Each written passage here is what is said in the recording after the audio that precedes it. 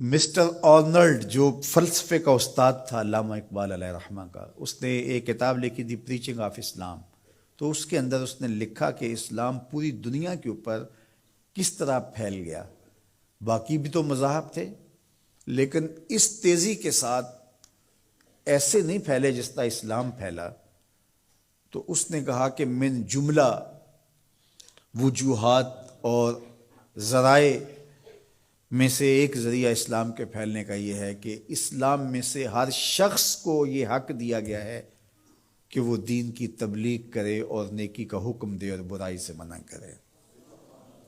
باقی مذاہب میں ایسا نہیں ہے. میرے حضور نے خطبہ حجۃ الوداع کے موقع پر 1,44,000 صحابہ سے مخاطبت کرتے ہوئے فرمایا فَلْيُبَلِّغِ الشَّاهِدُ الْغَائِبَ، جو موقع پہ موجود نہیں ہیں تم سب کی ذمہ داری ہے ان تک میرا پیغام پہنچا دو.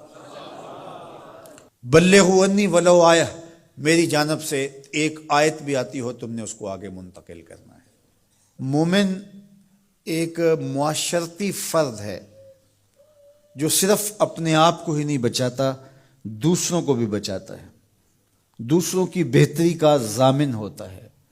من رعا منکم منکرا فلیغیرہ بیدہ فإن لم یستطع فبلسانہ فإن لم یستطع فبقلبہ وذلک اضعف الایمان. فرمایا تم میں سے اگر کوئی شخص برائی ہوتے دیکھے تو ہاتھ سے منع کرے، اور اگر ہاتھ سے منع نہیں کر سکتا تو زبان سے روکے، اگر زبان سے بھی نہیں روک سکتا تو دل سے برا جانے. وذلک اضعف الایمان، اور یہ کمزور ترین ایمان کی علامت ہے کہ وہ دل سے برا جانے. اسے کم از کم زبان سے منع کرنا چاہیے. کوشش تو ہو کہ ہاتھ سے منع کرے، لیکن آج کل وہ کہتے ہیں جی اب کسی کو کہنے کا زمانہ نہیں رہا. کسی حد تک یہ بات سمجھ میں آتی بھی ہے کہ آج کسی کو اگر کہیں تو وہ الٹا ناراض ہو جاتا ہے، بلکہ کسی کی اولاد کو کوئی تربیتی بات کہیں تو والدین آگے کہتے ہیں کہ تمہیں کس نے حق دیا ہے.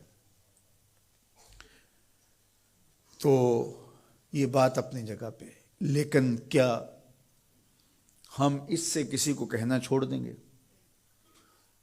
طریقہ کار خوبصورت ایسا رکھیں کہ جو حالات کا متقاضی ہو کہنا نہ چھوڑے.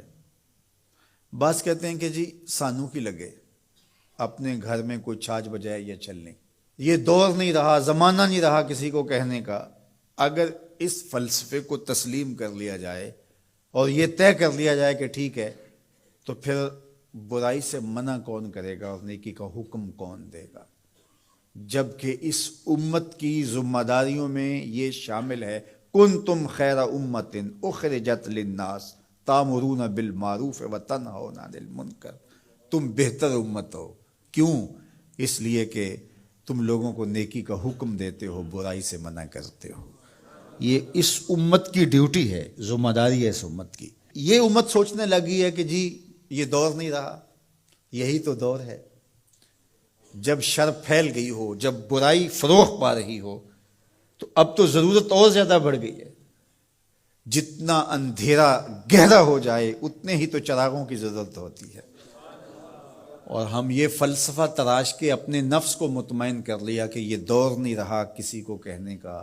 حضور نے مثال بیان فرمائی کہ کشتی میں سارے لوگ قابض ہو کے اپنی جگہ کو طے کر کے بیٹھ جاتے ہیں اور سفر شروع ہو جاتا ہے، اور ایک شخص اپنے ہی حصے کی جگہ میں سوراخ کرنا شروع کر دیتا ہے، اور باقی اگر اس کا ہاتھ نہیں پکڑتے، اس کو روکتے نہیں ہیں اور کہتے ہیں ٹھیک ہے وہ اپنی جگہ پہ کر رہا ہے، اپنے گھر چھاج بجائے چلنی ہمیں کیا لگے.